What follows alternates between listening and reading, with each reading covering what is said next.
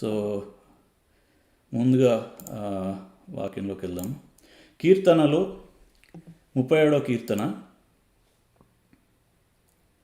కీర్తనలు 37వ కీర్తన చదువుకుందాము. 37వ కీర్తన 16వ వచనం అండి. నీతిమంతునికి కలిగినది కొంచెమైనను బహుమంది భక్తిహీనులకున్న ధన సమృద్ధి కంటే శ్రేష్టము. నీతిమంతునికి కలిగినది కొంచెమైనను బహుమంది భక్తిహీనుల ధన సమృద్ధి కంటే శ్రేష్టము. ఇక్కడ ఈ మాట మనకు తెలిసిందే, చాలాసార్లు చదువుకున్నాము. చాలా క్రైస్తవులకు తెలిసిన మాటే. కానీ ఏమనుకుంటూ ఉంటామంటే మనం మంచిగా అంటే మంచోళ్ళకి కొంచెం ఉన్నా పర్లేదు అని బైబిల్ చెప్తుంది అని అనుకుంటున్నాం. కానీ ఇక్కడ మంచోళ్ళ గురించి మాట్లాడట్లేదు, నీతిమంతుల గురించి మాట్లాడుతుంది అన్నమాట వాక్యం. సో మామూలుగా బయట వాళ్ళకి ఏమి అంత ఎక్కువ ధనం లేకపోయినా, ఎక్కువ ఇదిగా లేకపోయినా, అబ్బా పోన్లే పాపం మంచోళ్ళు అన్నట్టుగా ఆలోచన చేస్తూ ఉంటాం. కానీ ఇక్కడ ఆ మంచితనం గురించి కాదు ఇక్కడ మాట్లాడేది, నీతిమంతుడు గురించి మాట్లాడుతుంది. అంటే బైబిల్ ఏం చెప్తుందంటే యాక్చువల్గా మనుషులలో నీతిమంతులు ఎవ్వరు లేరు కదా. రోమిల్కి రాసిన పత్రిక 3, ఇప్పుడు చూడక్కర్లేదు కానీ నోట్ చేసుకోండి. రోమిల్ రాసిన పత్రిక 3వ అధ్యాయము 11-12 వచనంలో ఏముంటుందంటే నీతిమంతుడు ఒక్కడునూ లేడు అని వాక్యం చెప్తుంది. సో ఒక్కరు కూడా నీతిమంతుడు లేకపోతే మరి ఇక్కడ కీర్తనలు 37-16లో ఏ నీతిమంతుడు గురించి మాట్లాడుతుంది వాక్యము అని అంటే, ఒక్కడు నీతిమంతుడు. ఈ భూమి మీద జీవించిన ప్రతి అందరి మనుషుల్లో ఒకే ఒక నీతిమంతుడు ఉన్నారు. ఎవరంటే యేసుప్రభు నీతిమంతుడు. ఎందుకంటే ఆయన ఏ పాపం చేయకుండా, ఏ దోషం లేకుండా ఆయన జీవించాడు. సో ఆయన నీతిమంతుడు. ఆయన చేతిలో కొంచెం ఉన్నా కూడా అది బహుమంది భక్తిహీనుల ధన సమృద్ధి కంటే శ్రేష్టము అని వాక్యం చెప్తుంది. అది మనం చూడగలుగుతాం. యేసు ప్రభు అరణ్యంలో ఉన్నప్పుడు వేల మంది ఆయన వెనకాల వెళ్తారు కదా. ఆయన రోజంతా వాళ్ళకి ఉపదేశం చేసి, వాళ్ళకి బోధించి, రోజంతా వాళ్ళకి దేవుని వాక్యాన్ని నేర్పించి, తర్వాత వాళ్ళకి చాలామందికి అక్కడ స్వస్థతలు చేసి, ఇదంతా సరేసరికి పొద్దున్న నుంచి సాయంత్రం అవుతుంది. శిష్యులు ఏమంటారంటే, ప్రభా వీళ్ళని పంపించే, ఇక్కడ వీళ్ళకి తినడానికి ఏం లేదు అని చెప్తారు. కాకపోతే అక్కడ ఏం జరిగిందో మనందరికీ తెలుసు, మనం ఇప్పుడు చూడక్కర్లేదు. కానీ ఒక 5 రొట్టెలు 2 చేపలు ఉన్నాయి వాళ్ళ మధ్యలో. అవి తీసుకొచ్చి ఆయన చేతిలో పెట్టారు. అది ఏమైంది?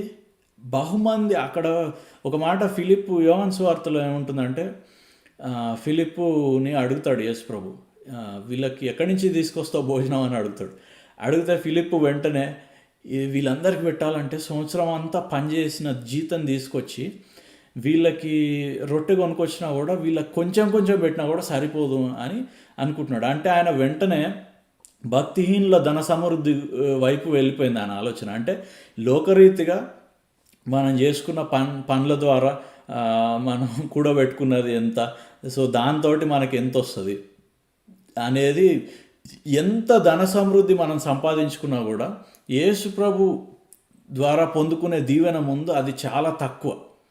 యేసు ప్రభు చేతిలో 5 రొట్టెలు 2 చేపలు పెట్టినా కూడా అది కోట్ల ఆస్తి కంటే ఎక్కువ అవుతుంది. సో ఈరోజు నాకున్నది కొంచెమే అని అనుకోవచ్చు మనం చాలామంది. కానీ అది యేసు ప్రభు చేతిలోకి వెళ్ళినప్పుడు అది బహుమంది యొక్క ధన సమృద్ధి కంటే, అంటే లోకంలో మనం చూస్తుంటాం కదా, పాలిటీషియన్స్కి, సినిమా యాక్టర్లకి వేల కోట్లు ఉంటాయండి ఆస్తులు. వాళ్ళకి అసలు ఎక్కడ ఏ ఆస్తులు ఉన్నాయో కూడా వాళ్ళకే తెలియదు. అవన్నీ చూసుకోవడానికి మళ్ళీ కొంతమంది మనుషులు ఉంటారు వాళ్ళకి. సో అదన్నిటికంటే కూడా నీకున్న కొంచెము ఆయన చేతిలో పెడితే అది శ్రేష్టమైంది, దానికి విలువ ఎక్కువ ఉంటుంది అని చెప్పి వాక్యం చెప్తుంది మనకి. సో దీన్ని మనం ఇంకొంచెం ధ్యానం చేద్దాం. సో ఇది ఎట్లా అనేది మనం చూస్తే, యాక్చువల్గా మనం చుట్టూ చూసుకుంటే ఏం జరుగుతుంది మనకి ఇప్పుడు? ఆ, ఆ, నేను నేను 33 ఇయర్స్ అండి. సో నాకు తెలిసింది కొంచెమే. సో ఇప్పుడు మన పేరెంట్స్ కానీ లేకపోతే ఇంకా చర్చ్లో ఏజ్డ్ వాళ్ళు ఉంటారు, వాళ్ళు చూస్తూ ఉంటారు కదా. ప్రతి జనరేషన్ అంటే ప్రతి 5 సంవత్సరాలకి 10 సంవత్సరాలకి అన్ని రేట్లు పెరిగిపోతుంటాయి చుట్టుపక్కల. ఎందుకు రేట్లు పెరుగుతున్నాయి ఎప్పుడన్నా ఆలోచించామా మనం? అన్నీ ఎందుకు నేను చిన్న ఉన్నప్పుడు ఒక బిస్కెట్ ప్యాకెట్ కొనుక్కోవాలంటే 5 రూపీస్ పెడితే బిస్కెట్ ప్యాకెట్ వస్తుంది 5 రూపాయలకి. ఇప్పుడు అదే బిస్కెట్ ప్యాకెట్ ఇప్పుడు 30 రూపాయలకు అమ్ముతున్నారు. నేను మొన్న ఇండియా వచ్చినప్పుడు చూసాను. సో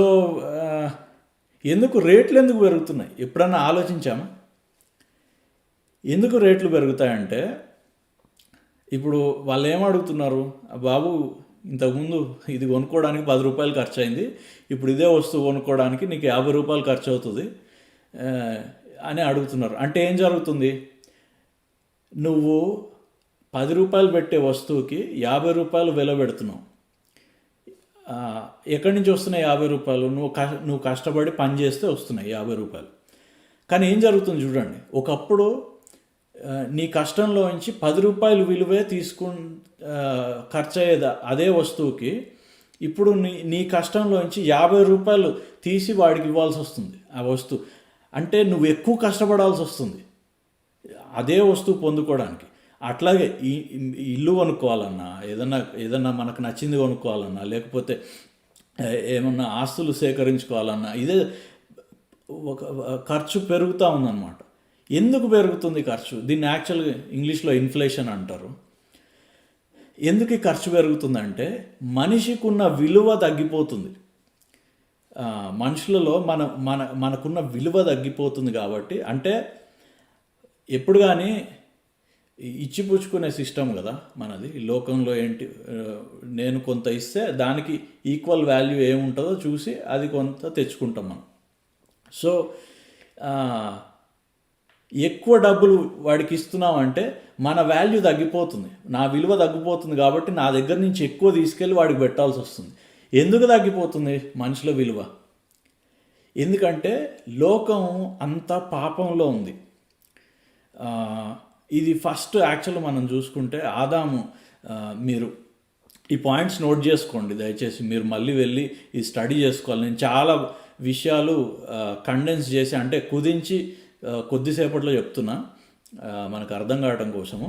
కాకపోతే మీరు ఆదికాండము 1, 2, 3 అధ్యాయాలు చదువుకుంటే అది తెలిసిన స్టోరీనే, కానీ మళ్ళీ చదివితే అక్కడ ఏం జరిగిందో తెలుస్తుంది. ఆదాము అవ్వల్ని దేవుడు ఫస్ట్ ఆయన సృష్టించినప్పుడు భూమి మీద దేవుడు ఏం చేశాడు? భూమి అంతా ఆదాము చేతుల్లో పెట్టాడు. భూమి యాక్చువల్గా ఎవరిది? దేవుడిది. దేవుడు సృష్టికర్త కాబట్టి ఆయన ఓనర్ అన్నమాట. ఆయన ఓనర్ భూమికి. సో ఈ భూమి తీసుకెళ్ళి ఆదాముని సృష్టించి ఈ భూమి అంతా నీకు ఇస్తున్నా, దీన్ని నువ్వు డెవలప్ చేయి, దీన్ని నువ్వు చూసుకో అని చెప్పి ఆదాము చేతిలో పెట్టాడు. సో అప్పుడు ఆదాము ఏమయ్యాడు? భూమి మొత్తానికి ప్రభువు అయ్యాడు. అంటే లార్డ్ అంటారు, రాజయ్యాడు. భూమి మొత్తానికి రాజయ్యాడు ఆదాము. సో అందులో ఉన్న జీవులు, అందులో ఉన్న జంతువులు, అందులో ఉన్న చెట్లు, ఈ భూమిలో ఏది ఉన్నా సరే అదంతా ఆదాముకి దేవుడు ఇచ్చాడనమాట. సో ఒక తోట దేవుడు నాటాడు, ఏదైనా తోట, ఒక చిన్న ఏరియాలో. ఆ తోట నాటి వాళ్ళని తీసుకెళ్ళి ఆ తోటలో పెట్టి, మీరు ఇక్కడ ఉన్నవన్నీ మీరు అనుభవించవచ్చు, మీరు ఫలించి అభివృద్ధి చెంది భూమి అంతా వ్యాపించండి అని చెప్పాడు. సో యాక్చువల్గా దేవుడు వాళ్ళ ద్వారా కోరుకున్నది ఏంటంటే, వాళ్ళు ఆ తోటలో ఎట్లా ఉందో వాళ్ళు అక్కడ అన్ని రకాల ఫలాలు ఉన్నాయి వాళ్ళకి తినడానికి, చెట్లకి పండ్లు ఉన్నాయి. ఆ పండ్లు తిని తీసుకెళ్ళి విత్తనాలు నాటి ఆ తోటని భూమి మొత్తం వ్యాపింపజేయాలని దేవుడు ఆశ అన్నమాట. దేవుడు ఎట్లయితే సృష్టించాడో ఆదాము కూడా అట్లా సృష్టిని ఎక్స్పాండ్ చేయాలంటే సృష్టిని విస్తరించాలని దేవుడు ఆలోచన. కానీ అక్కడ ఏం జరిగింది మనకు తెలుసు కదా. ఆదికాండం 3వ అధ్యాయంలో సాతాను ఒక పాము రూపంలో వచ్చి వాళ్ళతో మాట్లాడినప్పుడు వాళ్ళు మోసపోయారు. సో యాక్చువల్గా దేవుడు భూమిని సృష్టించినప్పుడు, ఆదాంని సృష్టించినప్పుడు భూమిలో ఇచ్చిపుచ్చుకునే సిస్టమ్ లేదు. అంటే మనం ఇప్పుడు రోజు షాప్కి వెళ్ళి బయటికి వెళ్ళి కొనుక్కుంటాం చూడండి, అసలు ఈ సిస్టమ్ లేదు భూమి మీద. నువ్వు ఇంత డబ్బులు ఇస్తే నేను నీకు ఇంత ఇస్తా, నీ దగ్గర పని చేస్తే నాకు ఇంత డబ్బులు వస్తుంది, అసలు ఈ సిస్టమ్ లేదండి దేవుడు సృష్టించినప్పుడు. దేవుడు సృష్టించినప్పుడు ఒకటే సిస్టమ్, నీకు కావాల్సినదంతా భూమి మీద దేవుడు పెట్టాడు. నువ్వు వెళ్ళి నీకు నచ్చిన పండు నువ్వు తినాలి, ఆ విత్తనం నాటాలి, అవి ఇంకా చెట్లను ఫలిస్తాయి. అట్లా భూమి అంతా వాళ్ళు విస్తరించాలని దేవుడు ఆశ అన్నమాట. అది ఎంత ఆశీర్వాదం చూడండి. అక్కడ నువ్వు ఏం చేయాల్సింది ఏం లేదు, ఆల్రెడీ నీకు ఏమైతే అవసరం ఉందో దేవుడు అక్కడ పెట్టేశాడు ఆల్రెడీ. నువ్వు అది తినాలి, అది నీకు తర్వాత నీ తరతరాలకి సరిపోయేంత నీకు ఆల్రెడీ ఆ ఫలంలోనే దేవుడు పెట్టాడు. నువ్వు తినేసి ఆ పండు ఆ విత్తనం తీసుకెళ్ళి అక్కడ నాటినప్పుడు అది ఫలం ఇస్తుంది, ఇంకా వందల వేల ఫలాలు వస్తాయి దాంట్లోంచి. సో ఇది దేవుడు పెట్టిన సిస్టమ్ యాక్చువల్గా. సో ఈ ఇచ్చిపుచ్చుకునే సిస్టమ్ ఎక్కడ స్టార్ట్ అయిందంటే సాతాను మనుషుల మధ్యలో స్టార్ట్ అయింది. సాతాను ఏం చేశాడు, ఈ భూమి మీద అంతా మనిషికి అధికారం వచ్చింది కదా, దేవుడు భూమిని మనిషి కింద పెట్టాడు కదా, ఆదాము అవ్వలకి ఇచ్చాడు దేవుడు భూమిని. అట్లాగే దేవుని ప్రేమను వాళ్ళు పొందుకున్నారు, దేవునితో సమానంగా వాళ్ళు ఉన్నారు, వాళ్ళు కూడా దేవుళ్ళ లాగున్నారు అన్నమాట. ఇది చూసి సాతాను ఈర్ష్యపడి నాకు కూడా ఇలాంటి స్టేటస్ కావాలి అనుకొని ఏం చేశాడంటే వాళ్ళకు ఒక అబద్ధం చెప్పాడు. దేవుడు ఏం చెప్పాడు వాళ్ళకి, మీరు అన్ని చెట్ల ఫలాలు మీరు తినొచ్చు, కానీ మంచి చెడులు వృక్షం యొక్క పండ్లు మాత్రం మీరు తినొద్దని చెప్పాడు. ఎందుకంటే మనిషికి మంచి చెడు తెలుసుకునే కెపాసిటీ మనిషికి లేదు. మనిషి ఎప్పుడు కానీ దేవుడి మీద ఆధారపడాల్సిందే అన్నమాట. అట్లా దేవుడు మనల్ని తయారు చేశాడు. సో దీని గురించి ఇంకా తర్వాత ఎప్పుడన్నా ధ్యానం చేసుకుందాం. అదే పెద్ద మెసేజ్ అది. అయితే వాడేం చెప్పాడంటే, లేదు మీరు అది తినొచ్చు, మీరు అది తింటే మీరు దేవుడిలాగా అవుతారు. యాక్చువల్గా ట్రూత్ ఏంటి, సత్యం ఏంటంటే వాళ్ళు దేవుడిలాగానే ఉన్నారు, దేవుడి స్వరూపంలో వాళ్ళని చేశాడు ఆదాము అవ్వలని. కానీ వీడేం లేదు, మీరు అది తినండి, దేవుడు అట్లేం కాదు, మీరు ఆ పండు తింటే మీరు దేవుడిలాగా అవుతారు అని వాళ్ళని చేసినప్పుడు వాళ్ళు మోసపోయారు. అయితే వాడు ఒక అబద్ధం చెప్పాడు. వాడు అబద్ధం చెప్పేసేసరికి వాడి మాట నమ్మారన్నమాట. అంటే ఏమైంది చూడండి, వాడి మాటకి విలువ ఇచ్చారు. వీళ్ళకున్న విలువ ఎంత యాక్చువల్గా, లోకం మొత్తం అన్నమాట. లోకం మొత్తం అంటే లోకానికి రాజులు వీళ్ళు. ఆ విలువను తీసుకెళ్ళి వాడు చెప్పిన అబద్ధానికి ఎక్స్చేంజ్ చేసుకున్నారు, మార్చుకున్నారు. వాడు ఒక అబద్ధం చెప్పాడు, ఆ అబద్ధాన్ని తీసుకొని ఆ పండు తిన్నారు. పండు తినేసి వాడికి వీళ్ళ విలువ ఇచ్చేశారనమాట. ఆ క్షణం వాడు ఏమయ్యాడంటే వాడు భూమికి రాజయ్యాడు, వాడు భూమికి దేవుడయ్యాడు సాతాను. వీళ్ళు మొత్తం కోల్పోయారు. సో ఆదాము అవ్వల చేతిలో ఉన్న భూమి సాతాను చేతిలోకి వెళ్ళిపోయింది. ఓకే, సో వాడికి దాసులు అయిపోయారు అనమాట. వాడికి దాసులు అయిపోయారు. ఇంకొకటి ఏం జరిగిందంటే, యాక్చువల్గా భూమి దేవుడిది కదా, సో మళ్ళీ తిరిగి భూమిని దేవుడికి అప్పచెప్పాలి మనం. అంటే ఇప్పుడు లీజ్కి ఇచ్చినట్టు అనమాట. దేవుడు ఆయన సృష్టిని ఆదాము చేతిలో పెట్టాడు, నువ్వు చూసుకో, నీకు కావాల్సిందంత ఇందులో ఉంది, కానీ నువ్వు చూసుకొని దీన్ని వర్ధిల్లు, దీన్ని మంచిగా చూసుకో అని చెప్పి దేవుడు ఆదాము చేతిలో పెట్టాడు. ఆదాము తీసుకెళ్ళి భూమిని సాతాను చేతిలో పెట్టాడు. ఇప్పుడు ఏమైంది, ఆదాము దేవుడికి ఇవ్వాలి కదా ఈ భూమి, దేవుడు ఆయనకి ఇచ్చిన రాజ్యం అంతా, ఆయనకి ఇచ్చిన ఆశీర్వాదం అంతా మళ్ళీ తిరిగి దేవుడికి అప్పచెప్పాలి. సో ఇప్పుడు ఏమైపోయాడు, ఆదాము అప్పులో పడ్డాడు అనమాట. సో ఆదాము అప్పులో పడ్డాడు. అప్పు అట్లా స్టార్ట్ అయిందండి ఈ భూమి మీద. ఈ ఇచ్చిపుచ్చుకునే సిస్టమ్ వల్ల అప్పు స్టార్ట్ అయింది. ఎందుకంటే ఒకడు ఇచ్చిపుచ్చుకునే సిస్టంలో ఎప్పుడు కానీ నీకు న్యాయంగా ఉండదు. ఈ భూమి మీద ఎప్పుడు కానీ న్యాయంగా ఇచ్చిపుచ్చుకునే సిస్టమ్ అనేది ఉండదు. ఒకడు ఎక్కువ పొందుకుంటాడు, అంటే నీ దగ్గర ఎక్కువ పని చేయించుకుంటారు. నువ్వు జాబ్ చేసేటప్పుడు వాడు నీకు ఇచ్చేది మాత్రం తక్కువ ఇస్తారు. వాడికి ఎన్నో కోట్లు వస్తే నీకేదో ఒక ఉల్లిగడ్డ పొట్టు అంత తీసి నీ ముఖాన పడేస్తాడు. మనందరికి తెలిసిందే కదా. అట్లానే వ్యాపారంలో కూడా అట్లానే ఉంటుంది. ఒకళ్ళు లాభం పొందుతారు, ఒకళ్ళు నష్టం పొందుతారు, ఎప్పుడు కానీ ఈక్వల్గా ఉండదు. సో అక్కడ స్టార్ట్ అయింది. సో ఇప్పుడు ఏమనుకున్నాం, ఆదాము సాతానికి దాసుడయ్యాడు ఒక పక్క, ఇంకో పక్క దేవుడికి అప్పయ్యాడు. సో ఇప్పుడు ఎట్లా ఈ ప్రాబ్లం ఎట్లా సాల్వ్ చేయాలి? సో దేవుడు మనల్ని ఎంతో ప్రేమించాడు కాబట్టి, లేకపోతే అసలు నాకు వీళ్ళు అవసరం లేదని చెప్పి దేవుడు అక్కడే నాశనం చేయాల్సింది. కానీ దేవుని ప్రేమ, ఆయన మన పట్ల ఉన్న ప్రేమ బట్టి తన కుమారుణ్ణి యేసు ప్రభువుని మన స్వారూప్యంలో భూమి మీదకి పంపించి ఏం చేశాడంటే, ఇప్పుడు ఏదైతే అంటే అవిధేయత ద్వారా, అంటే దేవుడు చెప్పిన మాట వినకుండా సాతాను చెప్పిన మాటకి లోబడటం ద్వారా పోగొట్టుకున్నారో, మళ్ళీ ఎట్లయితే పోగొట్టుకున్నారో అట్లానే తెచ్చుకోవాలి మళ్ళీ.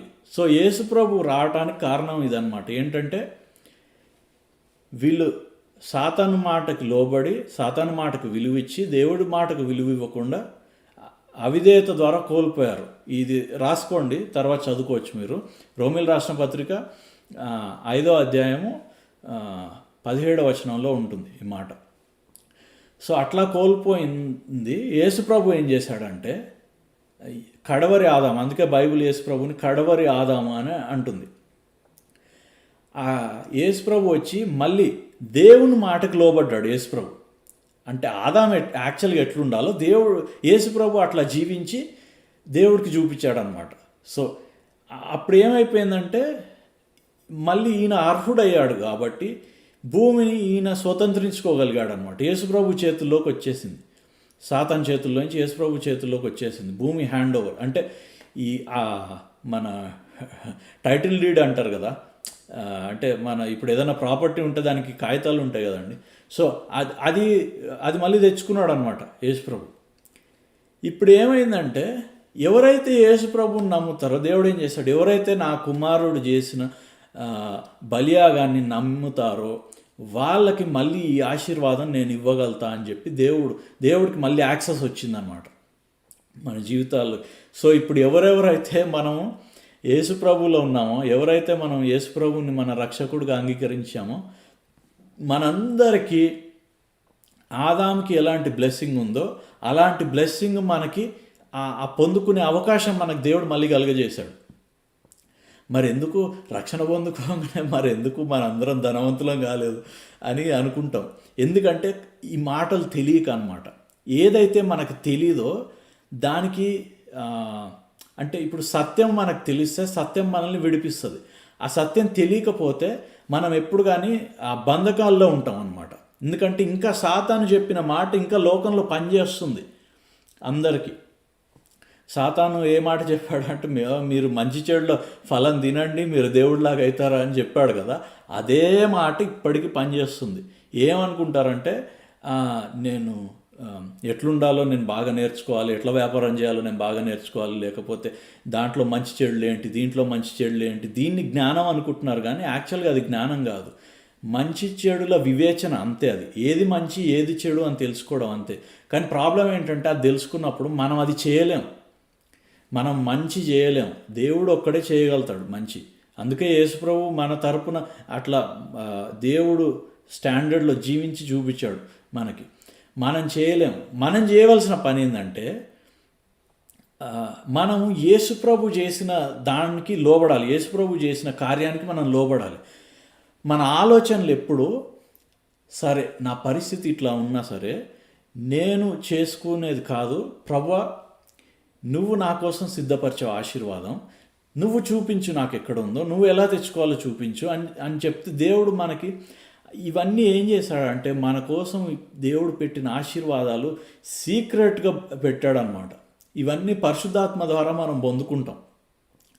ఇది తెలియక ఏం జరుగుతుందంటే ప్రతిసారి అందరిలాగా ఇప్పుడు కరోనా వైరస్ వచ్చింది, జాబులు పోతున్నాయి, అందరు భయపడినట్టు మనం భయపడుతున్నాం. ఎందుకంటే అరే నా జాబ్ పోతే ఇప్పుడు నా పరిస్థితి ఎట్లా, నా కుటుంబం పరిస్థితి ఎట్లా, మనం అంటే న్యాచురల్గా అట్లా ఆలోచిస్తాం అనమాట. ఎందుకంటే సాతాను యొక్క మాటలు ఇంకా భూమిలో పనిచేస్తున్నాయి. సో ఎప్పుడైతే మన మైండ్లో ఉంటుందండి, ఎప్పుడు కానీ దేవుడు కోసం మనం వెయిట్ చేయట్లేదు. మనం ఒకటి గుర్తుపెట్టుకోవాలి, యేసు ప్రభు కార్యం ఫినిష్ చేశాడు. అంటే సమాప్తమైందని చెప్పాడు కదా శిలువ మీద. సమాప్తమైందని చెప్పాడంటే ఏంటి? నీ ఆశీర్వాదం కానీ, నీ స్వస్థత కానీ, నీకు ఏది ఉన్నా, ఏ లేమి, ఏ కొరత ఉన్నా అన్నీ సమాప్తం అయిపోయినాయి. యేసు ప్రభు ఫినిష్ చేశాడు. ఇప్పుడు మనం ఏమనుకుంటామంటే, ప్రభా నా జీవితంలో కార్యం ఎప్పుడు చేస్తావు నాయనా అని చెప్పి ప్రార్థన చేస్తూ ఉంటాం. అట్లా కాదు, ఆయన ఆల్రెడీ కార్యం ఫినిష్ చేశాడు. మనం తీసుకోవాలి. ఎట్లా అంటే మనం ఈ మాటలు నేర్చుకోవడం ద్వారా తీసుకుంటాం అన్నమాట. అందుకే యోహాను సువార్తలో ఉంటుంది, సత్యం ఎరిగితే సత్యం మిమ్మల్ని విడిపిస్తుంది అని చెప్తాడు. సో ఇది మనం నేర్చుకోవాలి. ఈ మాటలు మనం మన మనస్సును నూతనపరచుకోమని రోమిల్ రాసిన పత్రిక 12:2 ఉంటుంది. మన మనసు మార్చుకోవాలన్నమాట. దేని ద్వారా మార్చుకోవాలంటే దేవుని మాటను బట్టి. సో ఈ మనసు మనం అంటే మన ఆలోచన విధానం దేవుని మాటకి లోబరుచుకుంటూ ఉంటే అప్పుడు మనకు ఆత్మలో ఉన్న ఆశీర్వాదాలన్నీ మనం శారీరకంగా పొందుకోగలుగుతాం అన్నమాట. సో అది యేసు ప్రభు మన కోసం అన్నీ రెడీ చేసి పెట్టాడు. సో ఇదన్నమాట. సో ఇప్పుడు ఇంకో మాట నేను చెప్పాలనుకుంది ఏంటంటే, ఇప్పుడు ఇందాక నేనేమన్నా మనిషికి విలువ తగ్గిపోతుంది. ఎందుకు తగ్గిపోతుందో మనం చూసాం కదా. ఎందుకంటే మనిషి పాపంలో పడి, సాతాను మాటకు లోబడి, మనిషికి ఉన్న విలువ అంతా తీసుకెళ్ళి వాడి చేతిలో పెట్టాడు. సో అది ఇంకా పనిచేస్తుంది లోకంలో. అది మళ్ళీ యేసు ప్రభు తిరిగి వచ్చేంతవరకు ఈ లోకంలో అది పనిచేస్తూనే ఉంటుంది. అందుకే ఆయన నూతన సృష్టి, నూతన ఆకాశం, నూతన భూమి సృష్టిస్తాను అని చెప్పి ప్రకటన గ్రంథంలో ఉంటుంది. నూతన యెరూషలేము దిగి వస్తుంది భూమి మీదకి. ఇవన్నీ ఎందుకంటే ఈ భూమి మీద అది పనిచేస్తూనే ఉంటుంది అన్నమాట. కానీ మనం దాంట్లోంచి తప్పించుకోవచ్చు. మనం సపరేట్. ఎందుకు అంటే చూద్దాం. ఎందుకు అంటే 2 కొరింథీయులు 5:వ చూడండి. 2 కొరింథీయులు 5:17 17వ అనుకుంటా. ఎస్, 2 కొరింథీయులు 5:17 ఇక్కడ ఏం చెప్తున్నాడు పౌలు? కాగా ఎవడైనను క్రీస్తునందున్న ఎడల వాడు నూతన సృష్టి, పాతవి గతించను, ఇదిగో కొత్తవాయను. మన పాతది అంటే మనం రక్షణ పొందక ముందు మనం ఎట్లా ఉన్నామో అవన్నీ గతించిపోయినాయంట. సో ఇప్పుడు సమస్తం నూతనమైనవి. నూతనం ఎక్కడైనా మన శరీరం ఇంకా అట్లనే ఉంది, చూడ్డానికి అట్లానే ఉన్నాం కదా, మనమేం మారలేదు బయటికి.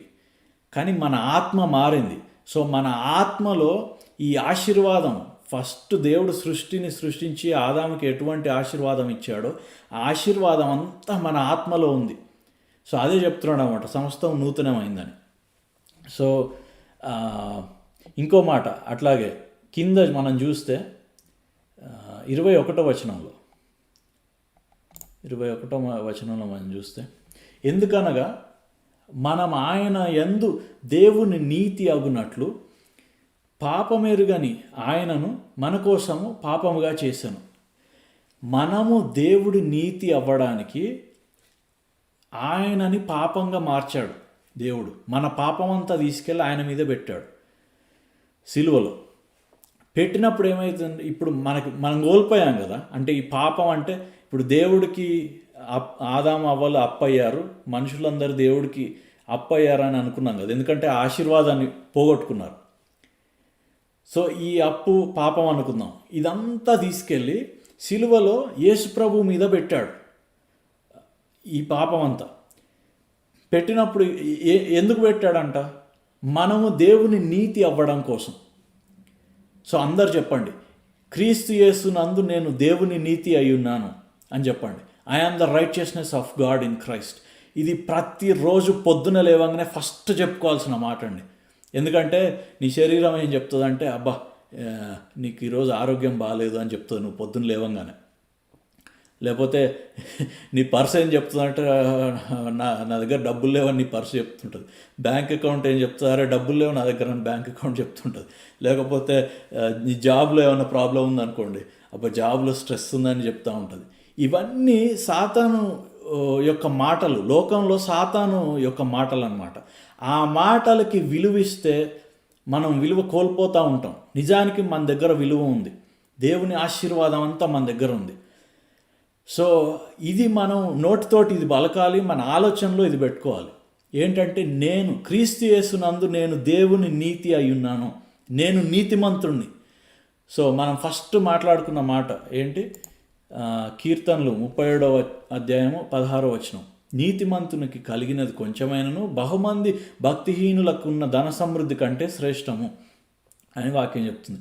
సో క్రీస్తు యేసునందు నువ్వు నీతిమంతుడు అన్నమాట. దాన్ని బట్టి నీ విలువ పెరిగింది. ఎందుకంటే ఇది చూడక్కర్లేదు, మీరు రాసుకోండి. 1 పేతురు 1వ అధ్యాయం 18-19 వచనాల్లో, 1 పేతురు 1 పీటర్ చాప్టర్ 1 వర్స్ 18 and 19. అక్కడ ఏం చెప్తాడంటే, మీరు వెలపెట్టి కొనబడ్డవారు. ఏం వెలబెట్టాడంట? బంగారం వెండి కాదు మిమ్మల్ని పెట్టి కొనింది, ఆయన రక్తం పెట్టి కొన్నాడు అని అన్న. ఇప్పుడు నేను ఈ వాటర్ బాటిల్ ఉందండి, ఈ వాటర్ బాటిల్ ఇక్కడ ఒక $1 ఉంటుంది, బయట కొనుక్కోవాలంటే $1 ఉంటుంది. సో ఈ వాటర్ బాటిల్ ఒకవేళ నేను దీనికి ఒక $100 పెట్టాను అనుకోండి, అప్పుడు ఈ వాటర్ బాటిల్ యాక్చువల్గా దీని విలువ $1 అయినా సరే, మనం రూపాయల్లో మాట్లాడుకుందాం, దీని వాటర్ బాటిల్ ₹10 అనుకోండి, నేను తీసుకెళ్ళి ఒక $1000 ఇచ్చి కొనుక్కున్నా. అప్పుడు ఏమైతే ₹10 నీళ్ళు అవ్వవు, ఇది ₹1000 నీళ్ళు అవుతాయి, విలువైన నీళ్ళు అవుతాయి అన్నమాట. ఇవి మామూలు తాగే నీళ్ళు అయినా సరే ₹1000 పెట్టినందుకు దీని విలువ పెరిగిపోతుంది. అప్పుడు బయటికి వెళ్ళి చెప్తే ₹1000 పెట్టి కొనుక్కున్నా ఈ బాటిల్ నేను అని చెప్తే, అప్పుడు బయట ఏమంటారంటే, అబ్బా ఏం రా నీ బాటిల్ అంతా ఇదే అంటే మంచిగా ఉంటాయి వాటర్ అంటే, అప్పుడు వాడికి తెలియకపోయినా వాడు తాగి నిజంగా బాగున్నాయని అనుకుంటారు. అంటే దానికి మనం ఎంత వెల పెడతామో దాని వాల్యూ పెరుగుతుంది ఆటోమేటిక్గా. ఇప్పుడు క్రికెట్ మ్యాచెస్ చూస్తూ ఉంటాం కదా, ఇప్పుడు చాలామంది వాళ్ళు అక్కడ ఆడి బయటికి వెళ్తూ ఉంటే, ప్లేయర్స్ క్రికెట్ మ్యాచ్లో వాళ్ళు ప్లేయర్స్ ఆడి బయటికి వెళ్తూ ఉంటే, వీళ్ళు అక్కడ ఫ్యాన్స్ ఉంటారు, ఏమన్నా తీసుకొని వెళ్తారు, బ్యాట్ కానీ లేకపోతే ఒక టీషర్ట్ కానీ అట్లా తీసుకొని వెళ్తారు. తీసుకొని వెళ్ళి వాళ్ళ దగ్గరికి వెళ్ళేసి వాళ్ళు అక్కడ బయటికి వెళ్తూ ఉంటే ఆటోగ్రాఫ్ అని అడుగుతారు అనమాట. ఆ బ్యాట్ వాళ్ళు ఒక ₹1000 పెట్టి బ్యాట్ కొనుక్కున్నారనుకోండి, అక్కడ వెళ్ళి విరాట్ కోహ్లీ ఆటోగ్రాఫ్ చేస్తే ఆ బ్యాట్ విలువ సడన్గా 20,000 అవుతుంది. ఎందుకు అంటే ఎవరి చేతిలో నుంచి వచ్చింది అది, అంటే ఒక ఆ మనిషి అంత ఫేమస్ కాబట్టి అందరు చూస్తారు కాబట్టి వాల్యూ అన్నమాట దానికి. ఇక్కడ 1 పేతురు 1వ అధ్యాయం 18-19 వచనాల్లో ఏం చెప్తున్నాడంటే, మీరు బంగారం వెండి పెట్టి కొనలేదు ఆయన మిమ్మల్ని, ఆయన రక్తం పెట్టి కొన్నాడు. అంటే యేసు ప్రభు యొక్క రక్తానికి ఎంత వాల్యూ ఉందో నీకు అంత వాల్యూ వచ్చింది ఇప్పుడు. సో నువ్వు నీతిమంతుడు కాబట్టి యేసు ప్రభుకి ఎట్లాంటి వాల్యూ అంటే, యేసు ప్రభు చేతిలో 5 రొట్టెలు 2 చేపలు ఎట్లా 5,000 మంది పురుషులు అంటే మొత్తం కలిపి ఒక 10, 15, 20,000 మంది ఉండొచ్చు, స్త్రీలు పిల్లలు కలిసి, అంతమందికి పెట్టేలాగా అది మల్టిప్లై అయింది. కాబట్టి నీ చేతిలో ఉన్న ₹10 నీతిమంతులు కానీ అంటే లోకంలో ఉన్న వాళ్ళ ₹1,00,00,000 కంటే నీ ₹10 ఎక్కువ విలువ ఉంటుంది అని ఈ మాట చెప్తుంది అనమాట. అది మనం గ్రహించుకోవాలి. సో మళ్ళీ చదువుకుందాం. నీతిమంతునికి కలిగినది కొంచెమైనను బహుమంది భక్తిహీనుల ధన సమృద్ధి కంటే శ్రేష్టము. సో నువ్వు అనుకుండొచ్చు, నేను ఎట్లా ఆశీర్వదింపబడతా, నేను ఎలా ఆశీర్వదింపబడతా అంటే సింపుల్ అండి. నీ చేతిలో ₹10 ఉన్నాయా? ₹1 ఉందా? ₹1 ఉందా? దాని విలువ, నువ్వు నీతిమంతుడు, యేసు ప్రభువులో నువ్వు నీతిమంతుడు కాబట్టి నీ చేతిలో ఉన్న ₹10 విలువ భక్తిహీనుల 1,000 కోట్ల కంటే శ్రేష్టం. సో నువ్వు అంత విలువైంది తీసుకెళ్ళి ఎక్కడైనా పెడితే ఏమవుతుంది? నీకు అంత విలువ మళ్ళీ నీకు తిరిగి వస్తుంది.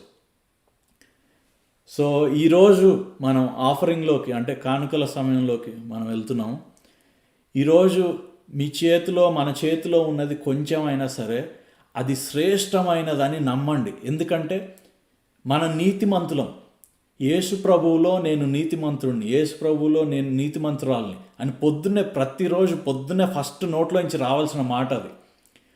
అట్లా వచ్చినప్పుడు నీ వాల్యూ ఆటోమేటిక్గా పెరుగుతుంది అనమాట. ఎందుకంటే నువ్వు దేవుని దృష్టిలో నువ్వు యేసు ప్రభుతో సమానం. తండ్రి యేసు ప్రభుని ఎట్లా ప్రేమిస్తున్నాడో నిన్ను కూడా అలానే ప్రేమిస్తున్నాడు.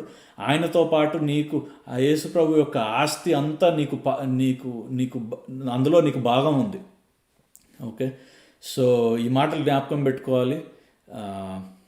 సో ఈ మాటలు ఇంతటితో ముగిస్తున్నాను.